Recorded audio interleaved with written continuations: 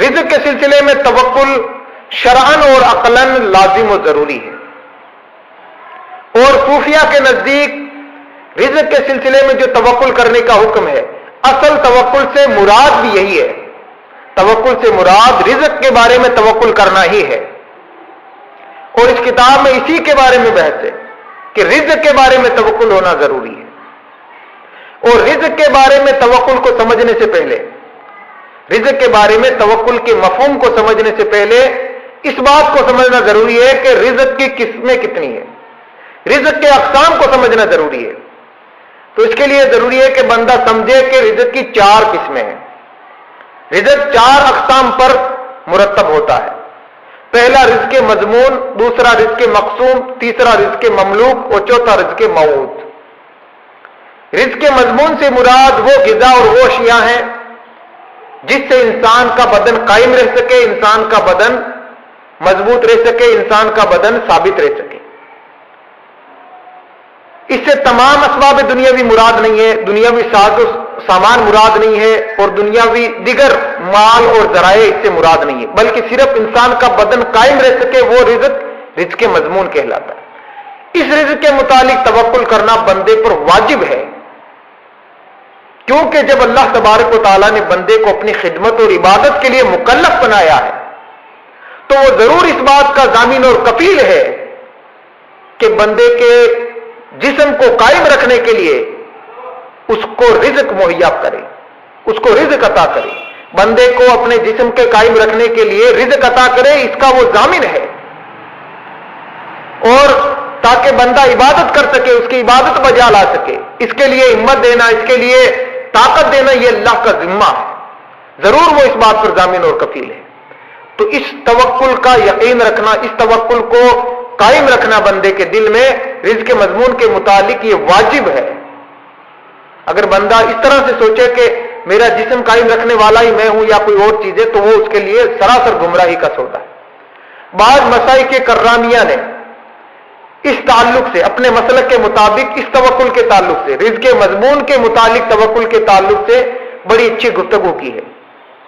اور انہوں نے کہا ہے کہ بندے کو رزق دینا اللہ تبارک و تعالیٰ پر 3 وجہ سے ضروری اور لازم ہے،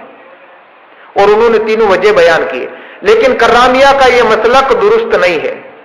کیونکہ یہ کہنا کہ بندے کو رزق دینا اللہ پر واجب ہے یہ غلط ہے۔ یہ درست نہیں ہے کہ یہ کہنا کہ بندے کو رزق دینا اللہ پر واجب ہے، یہ درست نہیں، اور یہ اسرار ربوبیت سے ناواقفیت کی وجہ سے ایسی بحث کی ہے۔ امام غزالی فرماتے ہیں کہ ہم نے اپنے علم کلام کی کتابوں میں ایسے مسلک کی مدلل طور پہ تردید کر دی ہے کہ اسرار ربوبیت کے خلاف بات کرنے والوں کو ہم نے جواب دے دیا ہے۔